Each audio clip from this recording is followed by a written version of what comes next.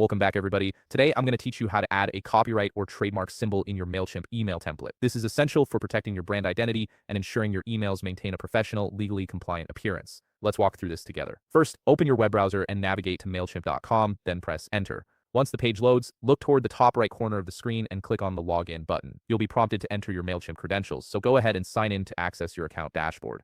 After logging in, direct your attention to the left navigation panel where you'll find the Campaigns option. Click on it to view all your existing email campaigns. From the list that appears, select the template you want to edit by clicking on the project name. This will open up the campaign overview page where you can make changes to your email design. Now click on Edit Design to access the email content editor. This is where you'll be able to modify the text and layout of your email template. Take a moment to decide where exactly you want to place the copyright or trademark symbol. Common locations include the footer area or within a specific text block where you mention your brand or product names. Before you can insert the symbol, you'll need to decide which one you want to use. The copyright symbol is represented by a C in a circle, the trademark symbol appears as TM in superscript, and the registered trademark symbol shows an R in a circle. Copy the symbol you need from a reliable source or character map. Next, click into the text block where you want the symbol to appear, then position your cursor at the exact spot where you'd like it inserted. This might be after your company name, next to a product name, or at the end of your footer text.